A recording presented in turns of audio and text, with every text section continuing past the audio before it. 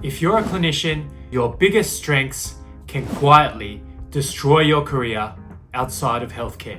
Perfectionism, over-responsibility, saying yes to everything, these habits save patients, but in industry, they make you exhausted and resentful. So let's talk about the 5 clinical habits you must unlearn to survive out here. Starting with number 1, perfectionism. I know we've all dedicated ourselves to many years studying at university to master our understanding of very complex scientific topics. And with the way universities test students, unfortunately that has resulted in developing perfectionism.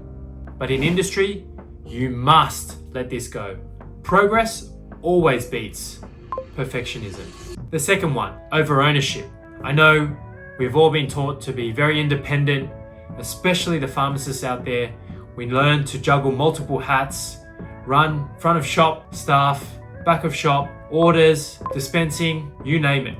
Everything falls on your shoulders. But in pharma, if you don't know when to raise your hand and ask for help, not only are you going to burn out, you're going to have worse outcomes, and also your manager is going to be thinking, why is this person not a team player? Why are they holding everything and bottlenecking this whole project? The third one is ego.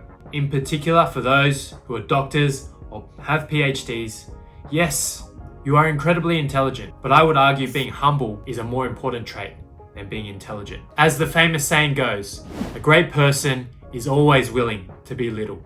So put down that ego and be humble. You never know what you may learn. The fourth one is being too nice. Not saying no. I see this all the time in the hospital system, whether it's nurses, pharmacists, taking on more and more responsibility, being delegated things either from their bosses or other healthcare professionals. And this comes to point number 2 of over-responsibility, taking on more and more, not asking for help, overloading yourself. And I completely understand where you're coming from. You're trying to put others before yourself. Be selfless. Unfortunately, that is going to lead to resentment, exhaustion, and burnout. So don't do that to yourself. Pharma, teams, and companies are well structured with lots of support. So it is very important you learn to say no when a project shouldn't be placed on your shoulders. If this feels uncomfortably accurate, comment unlearn below, and I'll give you my simple 3-step framework to politely say no when your boss gives you extra work, you don't want to attend a particular event, or someone is trying to handball your work that doesn't belong to you. Keep that monkey off your back. Now, the 5th and final point is staying in your lane or staying in your shell. Of course, as healthcare professionals, we're used to being, I'm just in that pharmacy. I'll only do the medication charts. I don't touch anything else. As a physio or podiatrist, you might think, I just need to stay in my clinic. I don't need to venture off onto the ward or speak to others.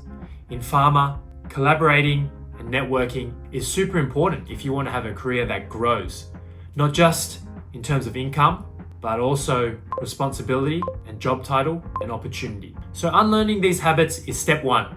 But the biggest fear most clinicians have is ethical. In the next video, I'll answer the question that everyone whispers, but never asks out loud. See you there.